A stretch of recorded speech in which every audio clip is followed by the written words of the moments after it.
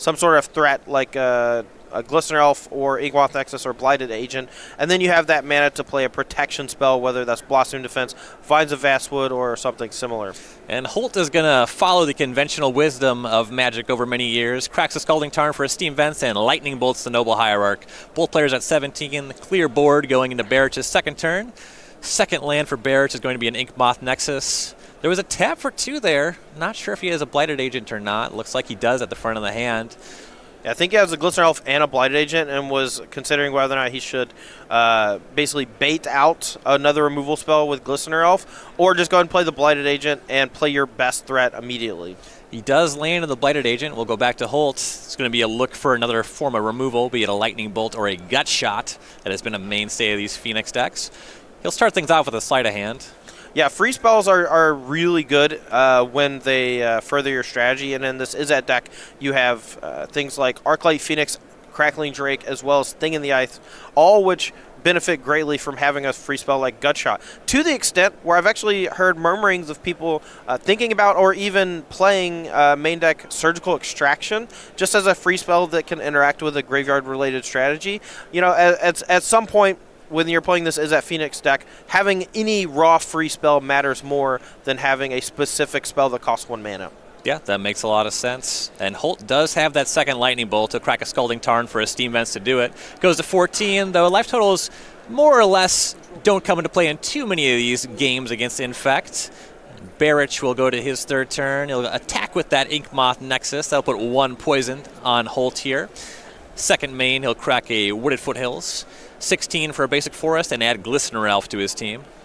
Yeah, and one interesting note with Surgical Extraction out of these Izzet Phoenix decks is you can actually Surgical Extraction your own spell, and that gives your Crackling Drake +5 power. So you can sometimes do these weird combo kill spots if you have a Crackling Drake in hand on the battlefield already, or have a maximized velocity with it. That's some kind of mutagenic growth. That is pretty nice. You know, it is no secret that many decks in Modern utilize the graveyard in some way, and while Surgical Extraction does not always interact in a positive way with these graveyard-related things, there are some matchups where a single Surgical Extraction can single-handedly steal games.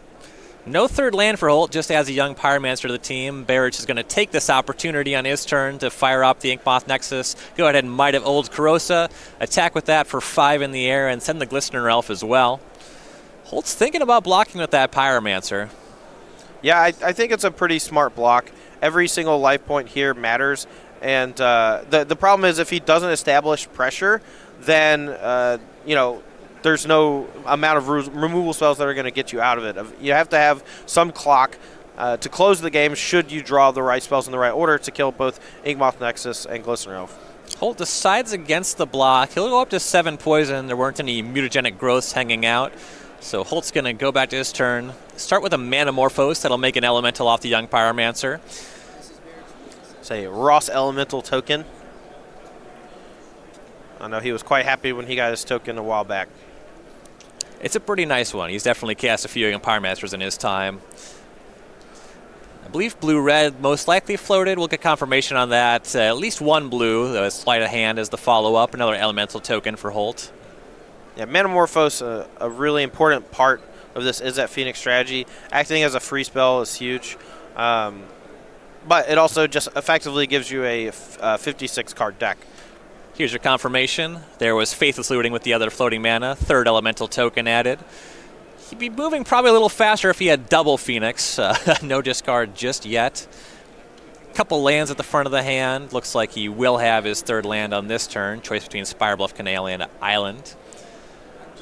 Yeah, desperately needs either a Phoenix to put up a blocker this turn, or needs to find a removal spell to interact with Inkmoth Nexus because it's a pretty significant threat here. Spirebluff Canal and Thoughtscour were discarded. He'll place, Manamorphose and Thoughtscour were discarded. Spirebluff Canal is the land for turn. He'll attack with the young Pyromancer. That'll knock Barich to 14, and he'll pass with that mana up. All right, back on Barich's side, he'll fire up the Inkmoth Nexus. Here's a mutagenic growth. That would be lethal, and it is. Yeah, that was a bluff there from Andrew Holt for having a Lightning Bolt in hand. There's a chance he actually survives that turn if he casts the Thought Scour from hand and mills over one of those Arclight Phoenixes. But choosing to take the higher reward play of holding up the Lightning Bolt bluff and not going for the Phoenix, the low potential play. Yeah, Barich didn't really think too much about it. We're going to be going to Game 2 here. Let's check out the sideboards for Andrew Holt. A lot of what he has for this matchup is actually in the main deck. The gut shots are really the kind of card he wants. He wants removal sort of effects. But let's take a look at what he has brought to the table in the sideboard. He has 2 Blood Moons, 2 Surgical Extraction, 2 Ceremonious Rejection, 2 Anger of the Gods, 2 Scab Clan Berserkers, 2 Ancient Grudge, a Spell Pierce, a Dispel, and a Rending Volley. What do you like here, Todd? So Rending Volley is particularly strong because it deals with the card that beats you the most, which is Blighted Agent. It doesn't target the other 2 cards, though, so having one of, I think, is the perfect number for this matchup.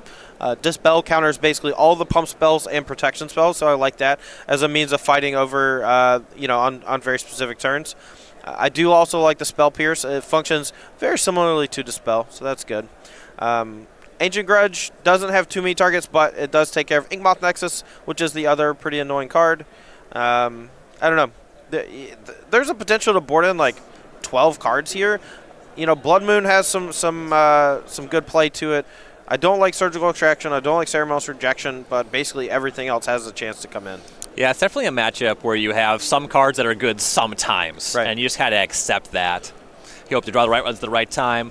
Over on Aaron Barich's side is options: a Dissenter's Deliverance, a Nature's Claim, 2 Ceremonious Rejections of his own, not the matchup for that either here, a Grafdigger's Cage, a Ravenous Trap, 2 Spellskites, 2 Shaper Sanctuaries, a Dismember, a Spell Pierce, a Dispel, a Nissa Voice of Zendikar, and a Distortion Strike. What do you think Barich is going to do?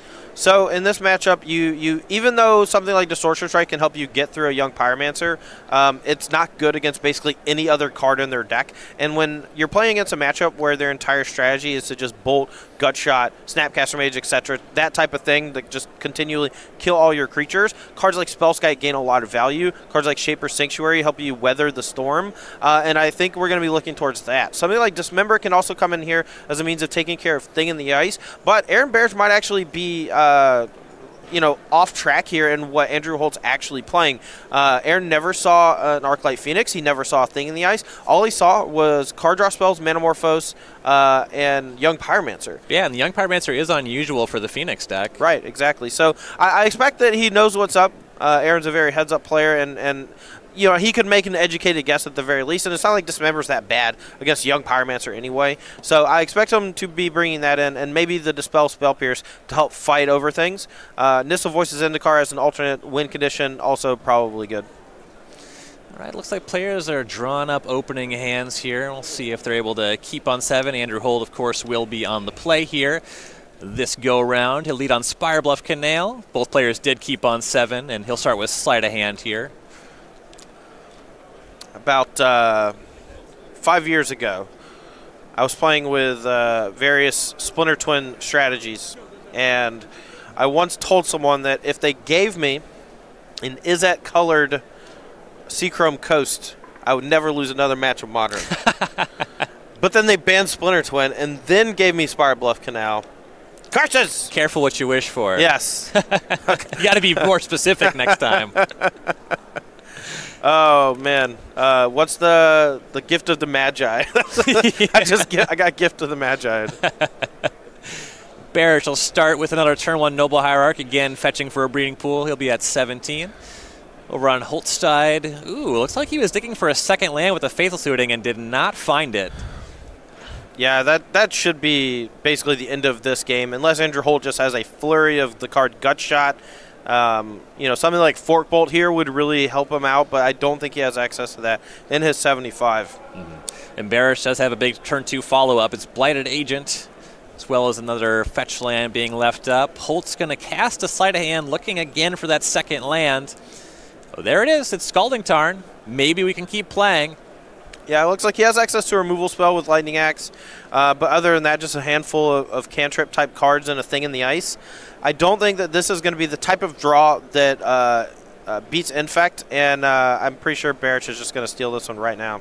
And he'll pass back really quick on tap for Barich. Starts things off with Might of Old Krosa on the Blighted Agent. Does that resolve? You might see Holt wait on something like Lightning Axe for a second pump spell and try to get Barich. So if he had a gut shot, he'd have to fire that off right now. Yeah, the problem with that is that if he lets the Might of Old Crusher resolve, that makes the Blight Agent a 5/5. Once it declares attack and moves into the red zone as a 6/6 with a trigger on the stack, so now he's forced to do it now, and if Barich has another +4 spell, the game's over right now. Yeah, here's that attack and that Exalted trigger. Holt's going to fetch for a Steam Vents to 17. Got to imagine he's going to fire off that Lightning Axe. And you also got to figure that Barich is at the ready. Any pump spell will do it here. It doesn't even have to give hexproof just because of the sizing of the creature. Right. Mutagenic Growth would be good. Blossoming Fence is good. It looks like he just has it anyway. Multiple, yeah, why not both? Multiple pump spells thanks to the free cost of Mutagenic Growth. We had Phyrexian Mana showing him how it's done.